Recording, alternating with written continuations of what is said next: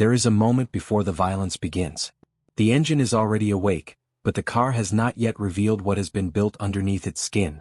The Mercedes-AMG GT R sits low, wide, and almost unnaturally calm at the curb. But this particular GT R is not simply the car Mercedes-AMG originally delivered. It has been pushed far beyond its factory character, towards something much more serious. The key is not a badge. It is not a body panel. It is not even the number eventually printed on the dyno sheet. The real story begins deep inside the engine bay where air, fuel, heat, pressure, and timing are forced to cooperate. Because extracting enormous power from a modern performance engine is easy compared with keeping that power controlled. And this is where the 850 horsepower figure starts to become interesting. The foundation is AMG's hand-built M178 family of twin-turbocharged V8 engines. In the GT-R, that architecture was already engineered for serious performance straight from the factory. But adding substantially more output changes the demands placed on nearly every system surrounding combustion. More air means more fuel. More fuel means more heat. More boost means greater cylinder pressure.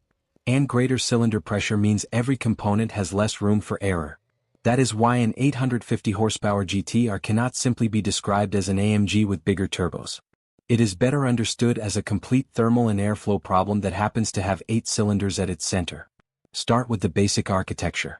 AV8 gives this engine a compact arrangement with 2 banks of 4 cylinders sharing a common crankshaft.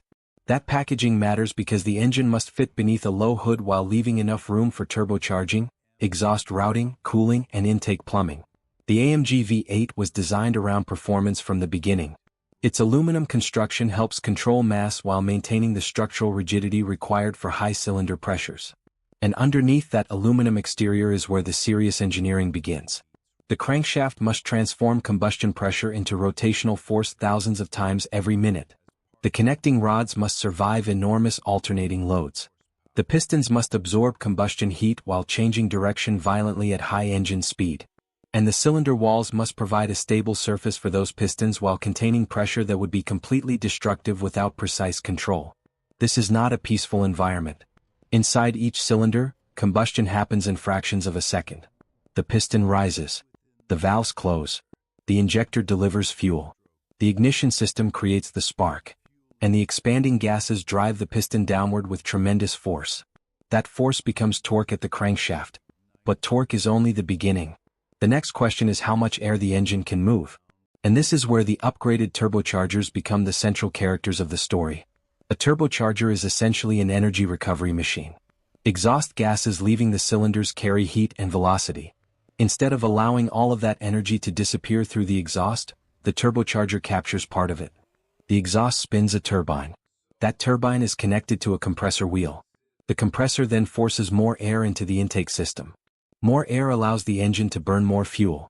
And more fuel, when controlled correctly, means more energy released during combustion. The concept is simple. The engineering is anything but. At 850 horsepower, the turbochargers have to move a tremendous volume of air while maintaining efficiency. That distinction matters. A turbo can make boost. But making boost efficiently is a much harder problem. If the compressor is pushed too far outside its efficient operating range, intake temperatures rise. When intake temperatures rise, the air becomes less dense. The engine then needs even more boost to achieve the same oxygen mass. And suddenly the system begins fighting itself. That is why upgraded turbochargers are so important on a build like this. The goal is not simply to create a larger pressure number. The goal is to create usable airflow across the engine's operating range. You want response when the throttle opens. You want strong mid-range torque. You want the engine to continue breathing as RPM climbs. And you want all of that without turning the car into a heat-producing machine that becomes slower after repeated abuse. That is the difference between a powerful engine and a properly engineered powerful engine. Now listen closely. The engine fires. The first explosion arrives with a sharp mechanical bark. Then the idle settles. There is a deeper vibration underneath the exhaust note, a subtle mechanical pulse traveling through the chassis. The turbochargers are not producing their full authority yet. At idle, there is no reason for them to. The engine is simply maintaining combustion stability, oil pressure, temperature, and accessory demand. But even here, the character is unmistakable. This is a large displacement V8 under very little load. The exhaust has a layered texture. A low-frequency pulse underneath. A harder metallic edge above it. and occasional mechanical sounds that remind you there are hundreds of moving components working inside that compact engine bay. The car feels composed, almost civilized. And that is what makes the next step so dramatic. Touch the accelerator. Not fully. Just enough to move away from the curb. The response is immediate. The engine does not need to make enormous boost to feel strong. A turbocharged V8 already has substantial displacement working in its favor. There is torque available before the upgraded turbochargers reach their most aggressive operating region. This is important in everyday driving. An 850 horsepower engine that only becomes interesting at wide open throttle would be exhausting to live with.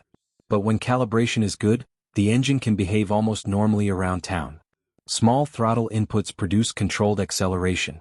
The transmission can keep the engine in a comfortable RPM range. The boost system remains relatively quiet. And the enormous reserve of power stays hidden beneath your right foot.